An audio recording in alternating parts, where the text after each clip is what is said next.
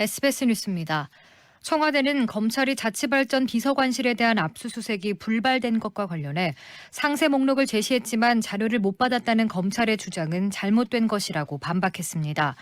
청와대 핵심 관계자는 오늘 오후 기자들과 만나 검찰은 압수수색 당시 상세 목록을 제시하지 않았고 수시간이 지난 뒤 상세 목록을 제시했다며 이 목록은 법원의 판단을 받지 않은 압수수색 영장과 무관하게 임의로 작성된 목록이라고 말했습니다. 이 관계자는 이는 검찰로부터 명확히 확인받았다며 검찰이 영장을 청구하면 법원이 판단하는데 상세 목록이 법원 판단을 받은 것이냐는 질문에 검찰로부터 그렇지 않다는 것을 확인받은 것이라고 언급했습니다. 국회는 내일 본회의를 열어 검경 수사권 조정안과 유치원 3법을 일괄 처리할 계획입니다. 지난달 말 선거법과 공수처법이 국회를 통과한 데 이어 신속 처리 안건 패스트트랙에 올랐던 나머지 법안도 모두 처리되는 겁니다. 자유한국당은 해당 안건 처리에 반대하며 무제한 토론 필리버스터를 신청했지만 실익이 없다는 판단하에 실제로 필리버스터를 진행하진 않을 것으로 보입니다. 해당 법안이 본회의 문턱을 넘으면 지난해 4월부터 이어진 패스트트랙 정국이 사실상 막을 내리게 됩니다. 더불어민주당은 내일 패스트트랙 법안을 통과시킨 후 정세균 국무총리 후보자 임명 동의안도 표결 처리할 계획입니다. 이라크가 이라크에 주둔 중인 미군을 강제로 철수시킬 경우 미국이 미국 내 이라크 중앙은행 계좌를 동결하겠다고 경고한 것으로 전해졌습니다.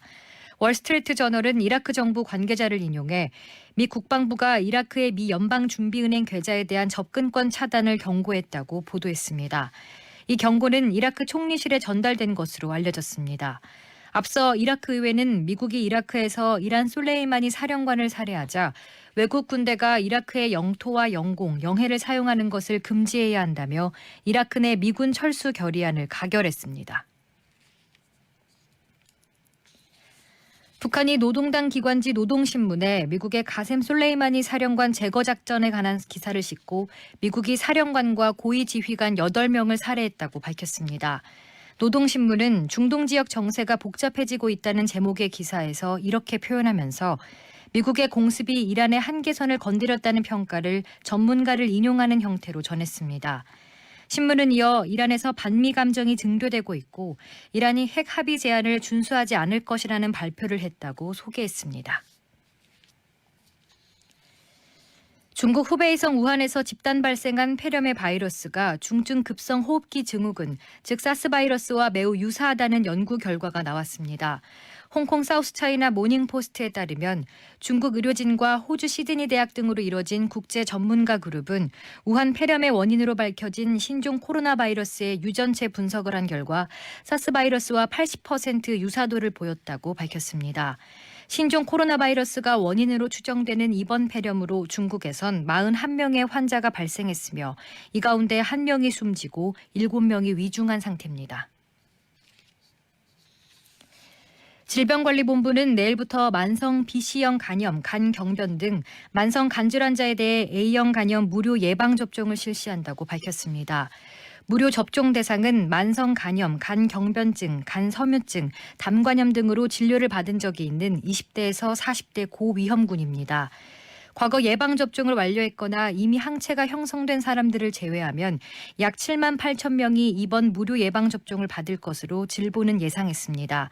이번 무료 예방접종은 사망률이 높은 고위험군의 질병 부담을 완화하기 위한 겁니다. 오늘 밤은 전국에 가끔 구름이 많겠고 강원 북부 동해안은 밤까지, 제주도 산지엔 밤부터 눈이 날리겠습니다. 강원 영동과 경상 해안은 대기가 매우 건조해 건조특보가 발효 중입니다. 월요일인 내일은 전국이 대체로 맑겠으나 충남과 전라도엔 구름이 많겠고 충남 서해안과 전라도엔 눈이 날리겠습니다. 강원 내륙과 산지, 경기 북동부는 영하 10도 이하로 떨어지는 곳이 있겠습니다.